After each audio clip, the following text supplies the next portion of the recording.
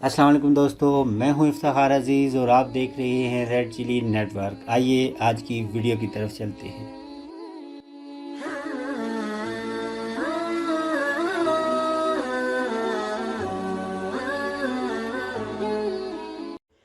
अस्सलाम वालेकुम दोस्तों, बकरा ईद की आमद है तो सोचा कि क्यों ना आपके लिए कुर्बानी के मतलब कोई वीडियो बनाई जाए। तो दोस्तों आज हम बात करेंगे कि कुर्बानी के जानवर की उम्र कितनी होनी चाहिए और कौन कौन से जानवर हैं जिनकी कुर्बानी की जा सकती है और वो कौन से जानवर हैं जिनकी कुर्बानी जायज़ नहीं है। पहले बात करते हैं दोस्तों कि कुर्बानी के जानवरों की उम्र कितनी होनी चाहिए और कितनी किस्म के जानवर हैं जिनकी कुर्बानी की जा सकती है। कुर्बानी के जानवर 3 किस्म के हैं, ऊँट, गाय और बकरी।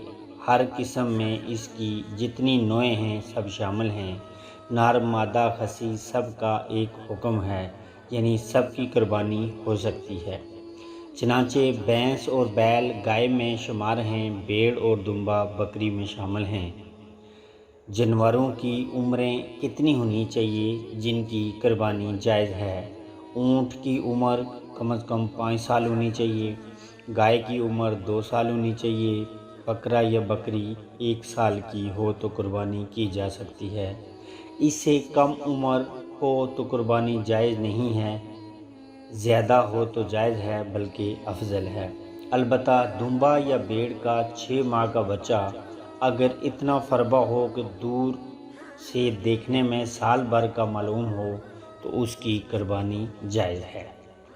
तो दोस्तों अब बात करते हैं उन जानवरों की जिनकी कुर्बानी जायज़ नहीं है।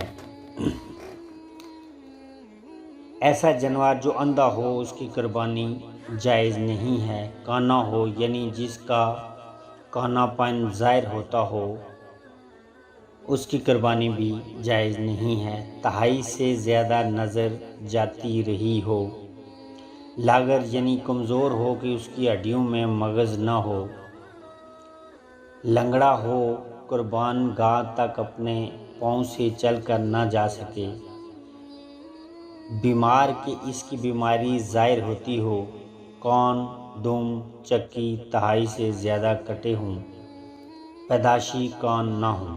तो दोस्तों ऐसे जो जानवर हैं इनकी कुर्बानी जायज़ नहीं है। ये कुछ मालूमात थी जो इस मौके की मुनासबत से आप तक पहुँचानी थी। आगे फिर किसी नई वीडियो के साथ आपकी खिदमत में हाज़िर होऊंगा। अपना बहुत ख्याल रखिएगा। अल्लाह हाफ़िज़।